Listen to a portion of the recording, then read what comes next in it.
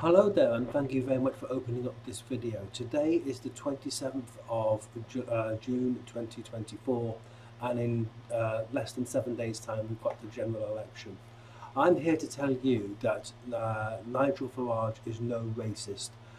He speaks a lot of common sense, and speaking as a UK born and raised second generation Indian, I'm going to explain to you why he's not a racist. His views on immigration are exactly the same as mine. I'm a UK born and raised second generation Indian. If you don't know what second generation means, it means I was born and raised in the UK. I'm the son of two legal immigrants from India. I'm also the grandson of the ultimate champagne socialist from India.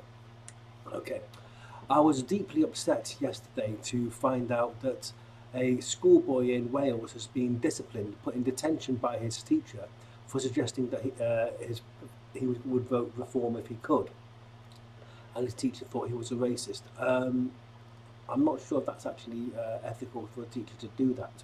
We're allowed to have our political opinions. Now, I'll also mention to you my take-home point to everyone who watches this video. If you are one of the 17.4 million people who voted for Brexit in 2016, I would urge you to vote for the Reform Party.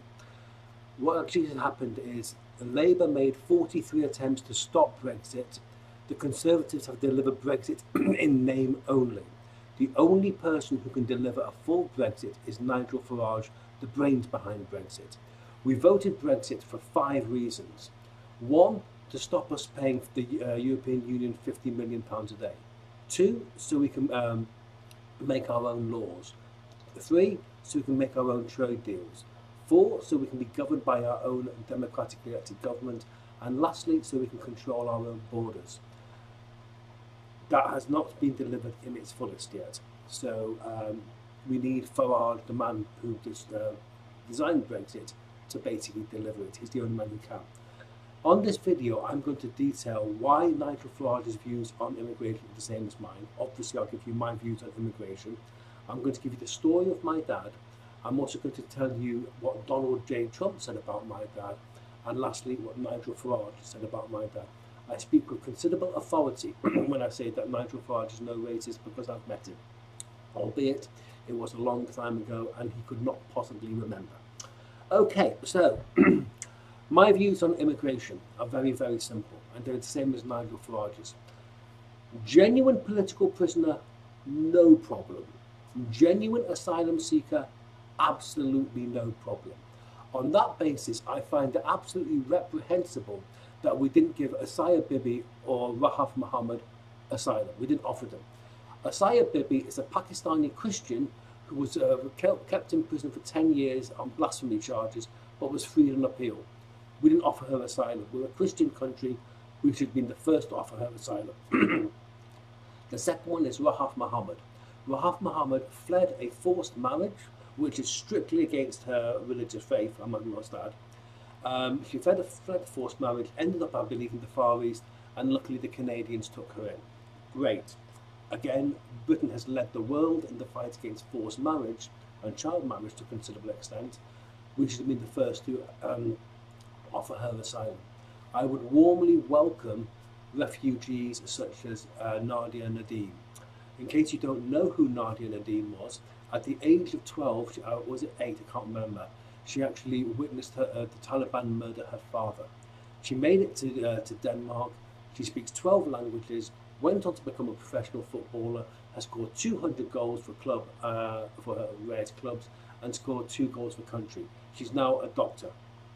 Now, she's a role model to all our daughters, and I, for one, would warmly welcome with open arms refugees such as Nadia Nadim.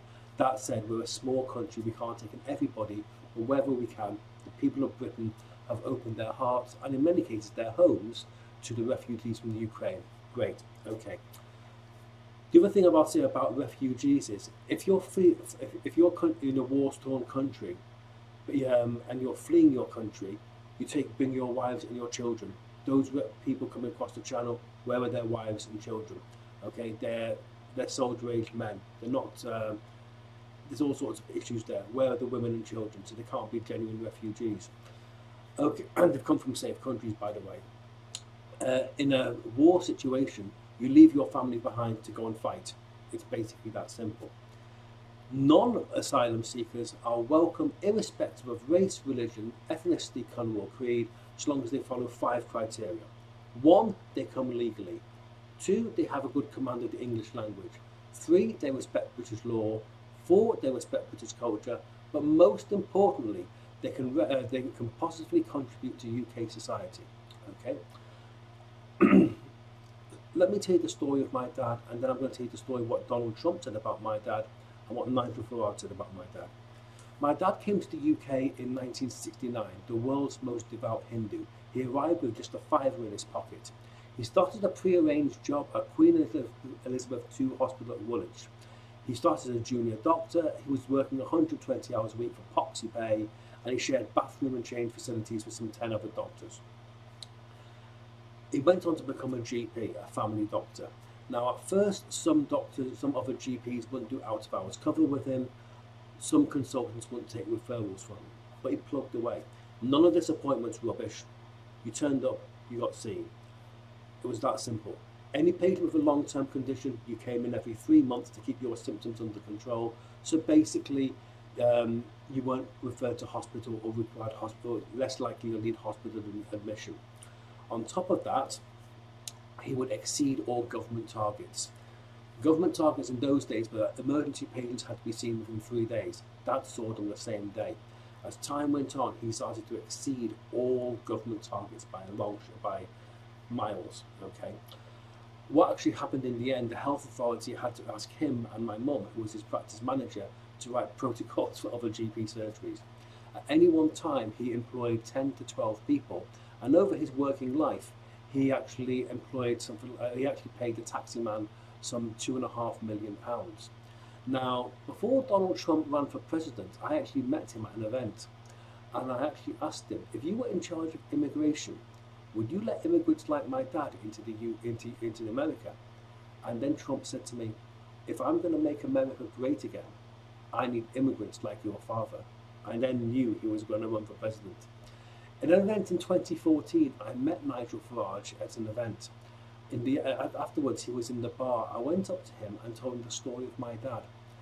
And I said to him, if you were in charge of immigration, would you let immigrants like my dad into the UK? He shook my hand and said, as far as I'm concerned, immigrants like your father will be welcomed with open arms. So how can he be a racist if he'd say that? Absolutely not. So my take-home message is this. Being opposed to mass uncontrolled immigration is not racist. Nobody has a problem with controlled quality immigration. Okay?